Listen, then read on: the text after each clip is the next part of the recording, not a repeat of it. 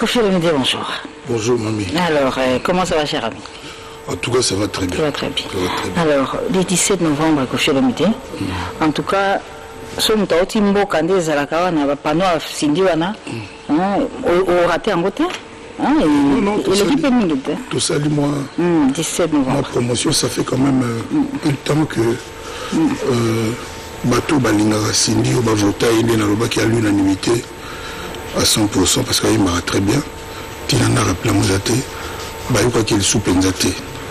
Depuis tout ça, il 13e apôtre, il m'a dit 36 chansons sur 40. Bah commenter les araki, hein, normal. Il y a un qui n'a c'est un peu au devant de la scène pour à ça là tout plaisir. Et mamie, Nabandeko Baotala que je salue. Autour monde en la répétition. C'est juste incroyable. C'est juste féerique, c'est juste magique. Je veux dire quoi? Il y a un Cindy Moutaponi Banzembo, il y a un quartier la terre qui a vent. Selon Gounaï, à une sauté, il y a un union sauté. À Poni, il y a un morceau, la Biblia, l'audience, pharmacien, tout sous le bazar, peut-être, na choix ya Cindy le cœur les athées. Il faut yuka. Cindy a mis la Biblia. Oui, Jackson Boutokondo, cardinal. Il faut que tout est bien qui finit bien. Et doit comme. Il faut que Cindy le cœur a ma pharmacien. Non, ça dit bateau baouya.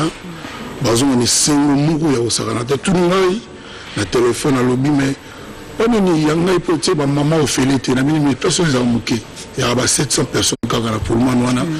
Nous avons raisonné, nous avons un producteur, producteur, nous sponsor, sponsor, tous les partenaires, chaîne mobile, Univers Télévision, donc Eric Mandala.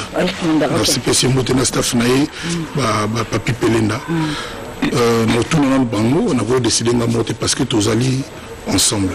Mais vraiment, et le c'est-à-dire aux appels à l'image, il y a un panneau Oyo. Elle mérite ces panneaux-là.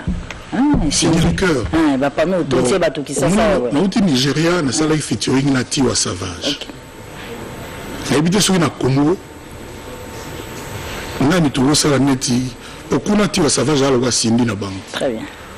Mais tout comme première question, nous allons qui, what about Cindy? Donc, Aïbi, c'est la première fille chanteuse à Imba Payamutu à Kogi, plus de 10 ans. D'abord, elle a bossé. Cindy. Oui. Ok, d'accord. Au ça, la bilan qu'on a fouillé. Maman Betty, maman Tchalaba, il y a un c'est un bango moko. Mais ok, aïe magana leader mobo, ça les 10 ans, sans problème, sans histoire, tapage, banini, c'est Cindy le cœur. Déjà pour ça, c'est honorable. Si on a lobby, on a lobby. Tout ce que comme ici, ah, c'est vrai, papi tamba, on a batatembe. C'est-à-dire, c'est la seule, la première chanteuse dans Mboka Nabiso avant les calmes. Ils ont déjà joué pour jouer. À Bandara Naba Ikia. Aussi Basou Ikia. Donc, Tilelo, Azanaïka, on a sans histoire. Ailleurs, il y a un TVT, l'émission intérieure, donc tout est intérieur. Donc, il y a un problème pété alors. Maintenant, quand on a un problème, il y a un problème. Kofi Olomide, 32 ans quartier latin. Il y a tous nos questions. 32 ans quartier latin. 32 ans. Qui organise? Parce que pourquoi vous m'avez dit ça qui a fallu pas organisé? Mami, au soulevé, c'est qu'au point où on a eu donc, en fait, dans la 3 points. Legend, album Nanga, le 17, Cindy l'honorable, la chanteuse avec des panneaux, et puis quartier latin, 32 ans. 32 ans. Batata Maman Bandeko, Isebola à Londres, Guy Kamba, Claude Kamba, Moui Kasson, Claude Maloma, Chirac Makaya, Bougé Moting, pas Bozali, ok, c'est Nabino, quartier latin, 32 ans. Le 26 novembre, Banana Banda. conseil nanga liboso ezana vieux Véron, Bobo Véron ya Lemba, a initié la guitare. Il est en vie. Il est en vie, na salué. Azala premier musicien a recruté qui pour le quartier latin. Je me rappelle même Marie-Paul ne bande la quartier latin Zaginangaï. Place Azana Pessi. Montayav. Abinga Angaï tout cela tout c'est grand fort. Mutakoka Angaï voilà. Donc ils sont dans le bafou nous faire de la calme. Le roi soleil. Donc le 26 novembre, le 26 novembre 1986, l'hôtel Phoenix, dans Bon Marché. Ah oui, alors, comme le 26 est tombé lundi, dimanche, Chris Ibanga s'est contacté, Esplanade Yafikine. Donc, c'est podium Mukuna. Et Claude Yale, Jean-Claude Yale, on peut se podium. Donc, Naobinga ba combattant surtout. Il y a quartier latin. Bateau, basona pour la Kofi. Bateau, bundisa bango. Bateau, au quartier latin touché à mon thème. Bateau, baza convaincu que l'une des plus belles vitrines, il y a culture, il y a Congo Zali, quartier latin. Bango surtout baza. Et ça, c'est un festival alors. Donc, ça, le kermesse canal, c'est-à-dire, il y a peine, c'est nous banana midi. Donc, vous voyez qu'à Kokoti. Oyeka kokoti toi na msona sponsorité to bundaka pour na ba sponsor na ngaka grand prêtre kolo yemoko. Alors à l'occasion na ozalini na talende ba société minene ba salaka ba onatra ba jikamine ba miba ba RTNC pour l'anniversaire na bango mona ba kabela ba tout monde ba congélateur moi ba saki aloso bisope to luka moi ta moi 20 plasma ba TV tama opesa banani. C'est ça, non. C'est ça, oui. Donc, tout le monde a pensé à l'ouki, moi, bah, ça qui a l'osso, moi, bah, frigo, moi, bah, téléphone, moi, bah, jeep, toi, on a à peu près 17. Il y a bah, volant normal. Le problème, c'est que nous avons dit volant normal. Volant normal. Donc, ça peut, on a travaillé dans le biseau, autour de l'élo. Voilà, date c'est le 20. Voilà, c'est le 25. Dimanche le 25. La voiture a été ça maga. Jour et vous allez voir là c'est pour une fois. Mami c'est la supplément reportage pour maman na bani msoya la pour nous bomba soto bisoya raté. Non pas. Le 25 novembre peut se mettre parce que date il y a récupérer ba mituka on est à date. Bato talanga bazo mituka pas kofi ata mon côté. Ah oui, il faut récupérer mutuka. Baza ebélé alors ebélé. Muso ba comment la poto. Tu places ba otala. Question na ba lolio. Na tira récupérer ta mutuka mo te pena besoin récupérer monter. Problème na lelo place à otala mon desati. Donc et puis ba course na muke mais ba ka rebélé. Donc 17 bateaux, on a l'habitude que 60 personnes dans le quartier, la tête, on a voiture. 17, toi, on a 17. Mika ba jeep. Mais à milieu na monde, à milieu de la bande à l'opéra, bon moi moi c'est bien mieux merveille. Merveille. Bon la porte-parole. Ah, ben il na monde opéra moi bon moi c'est pour travailler. Ah non plus moi mon qui sont 23 et demi sur 24 invité. Donc quartier la délégué Namboula. Délégué Namboula. Ah, il y a une bande à moi bon moi c'est mais tous les musiciens la ligne na bazala moi le ko ayaka na famille na concert même sur ninga na ya quartier mais puis na zo senga na bango. Nous avons lobby les lobbies à auto-école. Les 17. Tu vas abandonner le lobby les 17, tu vas recevoir. Tu vas attendre la communauté. En tout cas, nous avons mérité que nous avons déjà auto-école. Là, je suis au Maroc. Et aussi, la mamie, il a plaisir, il a plaisir. Et aussi, la jeune mouton, il a plaisir. Aussi, la Guy Luando. Guy Luando, aussi, le plaisir. Tu vois, un genou central au CPLA. Et du colonel au CPLA, qui a mon appel qui va petit, quand vous accueillez, d'abord, nous avons viable. Donc, on est allé le 25, nous avons 5 appels à bateau à quartier latin, bah mélomane kaka. Quand bateau quartier latin, nous sommes bien à bateau surtout, bah se préparer pour la. Nous sommes des musiciens, bateau bah qui na quartier latin kala. Na autant que comme nous tout le monde. Ceux qui baolinga, bah se rendre disponible le 25 wana. Bah se rendre disponible bah ya. Bah encourager bataille les gens nous allons fierté à partir des amis de pan monene ça dit na fond les portes mutu nyo surtout à salata 2 semaines à salata 2 mois toi sala 5 ans vraiment je le dis du fond de mon cœur bah vous allez les bienvenus protocole yaté bon bah koko ya bah ya so bazana activité et ceux qui payent le dans un mois avant bah koki ko sera disponible et au sala kitoko. Retour en image avec Alidor que nous dédions à un grand ami de Kofi Olomide, il s'appelle Michel Matiaba. Kofi, Alidor on dirait Mais vous l'avez dit, noir, mais c'est quoi? Il y a Versace et Sika. Ok, d'accord. Guy Luando.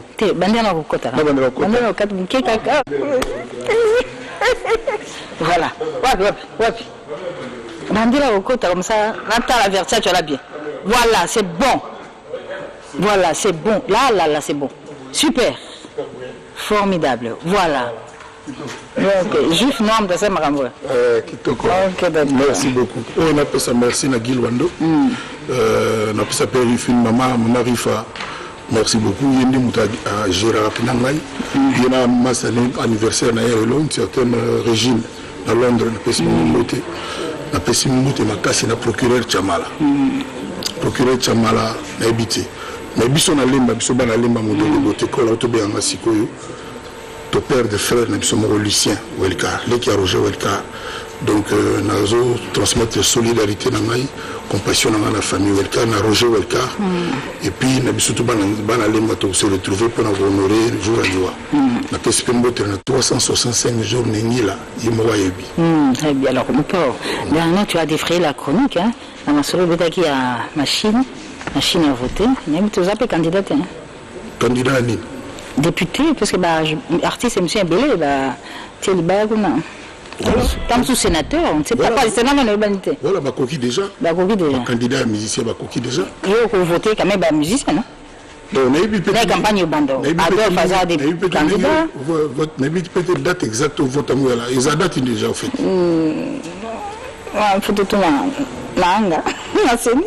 le bref, on a eu peut-être son nom sur place. Ok. On a période beaucoup d'artistes musiciens qui ont fait pour l'année au vote. Dans le monde, dans un candidat. Lacoste, Adolphe. Et là, on a souhaité qu'on ait la bonne chance. Ok. Aux uns et aux autres. Je souhaitais de tout cœur bonne chance. Pour ça, nous allons servir le Congo. En tout cas, bonne chance na bango surtout nous allons monter na roboya baza congolais comme les autres bana droit baza la candidat donc ngana candidaté ngana ka mo boye ngama moto kaka pas d'ambition ya na tutu roba tutu mwana mama OK na mama rifa na Londres. Alors légende dans le mois de mars tu as fait un spectacle formidable on dirait sur ta page Facebook. Live sur Facebook.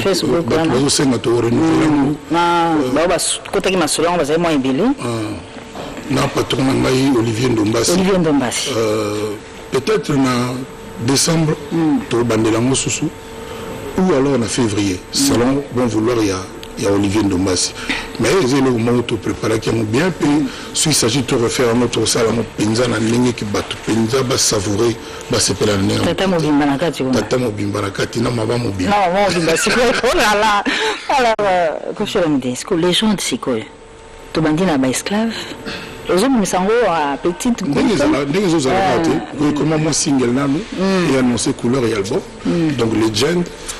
Album na bagi ba featuring ali notamment battu sur Babina Davido Nati Savage presque na mieux surtout après Ndemboa dans Samuel Eto'o aussi Souka même yebi Samuel Eto'o Souka bon yango ya seconde côté barumba pour les penza album moko za na moi ba direction moi 3 4 5 to lia bona yana yango ou bien photo de Olivier Ndombasi aloba ndelo yebi yende mutu ye puis Christelle Mangaya mutu kaka donc ba tuturo ba Sandra Kazadi donc ba Mama Rifa mais mingi Olivier Ndombasi Olivier Ndombasi mso aloba kaka puis kaya musha na Cape Town yepa kota masolo na ba Mwikason ngi susu notable Londolete et comme sous problème lui Blaise Londolete donc tout ça la musala proprement la façon de donner mais il a pas sa Pembote Makasi le plus grand mécène congolais du moment le docteur Jeff Leteta Jeff Jadi Leteta nzembo na epeza na kati comme légende souka champagne c'est-à-dire bon ngala mona ina tika ba ozo beta nanu wana donc ezala et le souka comme on va tout musuni le souka so fufu vide un extrait d'esclave Pechumbenga Kasongo et on va retrouver Kofi Olomide pour clôturer l'émission en beauté. Esclave bino ba bozana na espace nteke na teke fête na fête kuna na mpinza de Levo chez Texas yanga cette chanson vraiment c'était pour voir leur Kofi Olomide.